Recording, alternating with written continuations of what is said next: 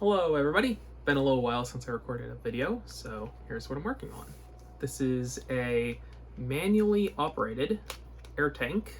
So you pull back this thing right here to release the air in the tank. This is similar to how a Titan tank works, or some of the air tanks from the AirTech or Supermax Nerf lines.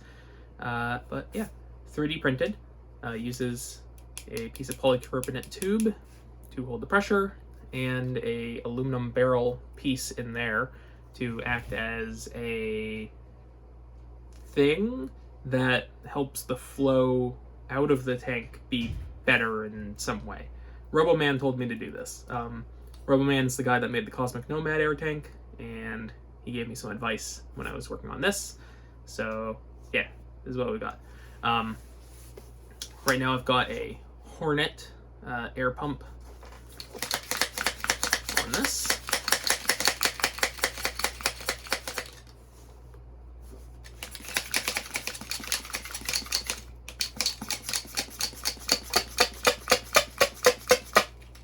So there we go.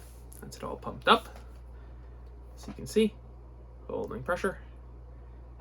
This air tank would be situated in the blaster with some sort of face seal up against this to then get the air down a barrel or a ram or something to actually use the air. But since this is barrel material, I can just stick a dart in there and fire it like that. So that is what I'm going to do. Just like that. So we pull this, there goes the dart. So this thing has a bit more air volume on the inside than something like an AirTech 3000 tank, a bit less than a Titan, think a bit more than a Nomad, but yeah, it's an air tank with the pull pin at the back. So I have built this as a sort of test, so I can then make other air tanks, which will go in a project that I'm working on. So I'm working on a blaster sort of similar to the AirTech line of blasters, which have a rotating turret at the front, and an air pump to pump up the blaster. Then you pull the trigger to fire out a dart out the turret. What I'm doing is I'm going to have essentially a bullpup revolver, where you have the barrel out here, or I should say, the AirTech line of blasters are awesome, but one of the major usage downfalls of it, quality of life issues with it, is that in order to have long barrels on it, the blaster is several feet long, because all the barrels are at the very front of the blaster since it's a turret. So in order to make them longer, you just have the blaster be incredibly long. And if you open up one of those AirTech 3000 blasters, there is a ton of wasted space on the inside. So what I'm doing is I'm going to make a revolver, so just one barrel with rotating chambers, and it's going to be a bullpup. So you can have the darts back here somewhere, barrel, pump down here, pump it up, fire it, or I guess pump it up here, fire it, since it's a bullpup. This would be in the stock, and then you got your cylinder here. And then you can load darts either from the front or from the back of the cylinder, and then fire them. So it's a more compact and ergonomic way to do a air tank blaster. So I'm going to give it a try.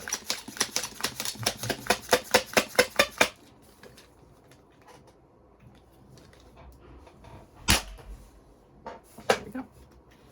So one of the things with a pull pin style of air tank, where you got this thingy that you pull out the back in order to fire the tank, is that these generally have much harder trigger pulls than a blaster that operates off of back pressure, like an XBZ or any blaster that uses like an MJV203? No, MJV03. That one. I don't know, like a words, like a Cosmic Nomad. that kind of blaster, or a Specs VZ, that's the one I'm thinking of, or a Supercore, something like that, where those operate by when you pull the trigger, a little bit of air from the tank goes back down the thing, which then causes the valve to actually fire the thing. Those are great, but a bit more complex to design out of just 3D printed components, or mostly 3D printed components. So I'm doing this kind of tank. Now, I'm going to solve the stronger trigger pull requirements of this by just putting the trigger on a lever. A lot of pull pin style air tank blasters just have a sliding trigger, which means you're like directly pulling on the pin, which makes it a little bit stout. By just putting it on a lever and then using this threaded connection back here to put a custom, not this piece, but a custom nut back there to pull off of that's slightly rounded. By doing those two things, it would make the trigger pull way easier. So that's what I'm going to do. But yeah, since this is threaded on the back, because it's a M5 bolt, just a threaded tip section, by having this on the back, I'm able to make custom nuts by just using a heat set insert, M5 heat set insert, and then just thread that onto the back. Now that also allows you to have a easily adjustable trigger pull take up. So by just threading this in or out, you can adjust how much the trigger pull actually needs to move this thing back before it moves back far enough to release the air. Like that. Now, me and Roboman are currently discussing ways to make this sort of setup more compact. One of the ways that we're sort of landing upon right now is, instead of using a heat set insert at the back and then a connector and then a tube to connect to the pump, it's just going to be 3D prints connecting the tank to the pump, and it's all going to be one sort of hunk, one chunky print, or maybe two chunky prints with the seal that's like screwed together, something like that. Now that also allows the tank to be changed shape-wise to be more compact and be put in different positions and sort of like wrap around the cylinder in order to save space in the blaster. So yeah, we're going to give that a try and see how it works. And I should mention that the end goal of this blaster, or this air tank project, is not to have to use off-the-shelf air pumps, because that's sort of the real downfall of making DIY air blasters at home, is making DIY air pumps. No one's really done it much. There is that sort of thing that JSB, JSPD, JS3D, someone in Asia, I don't remember their exact username, it's something like that.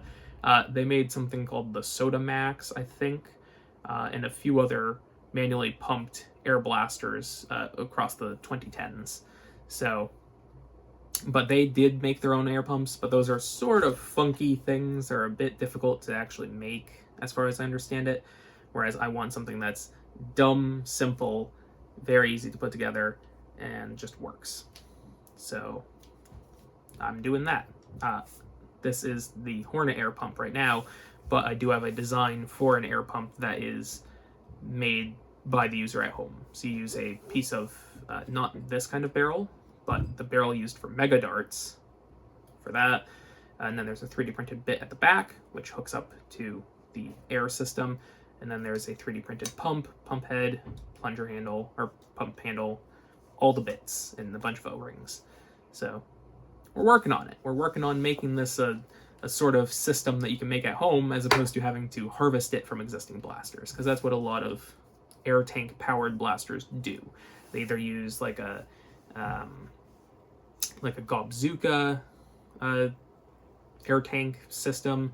They use something like a XBZ. They use a Titan tank, like my Silly Max blaster. A bunch of that sort of thing, where you're just harvesting bits from a blaster and putting in a new shell. This allows us to actually make new things from scratch to fit the exact purpose that we want. So yeah, That's what we're working on.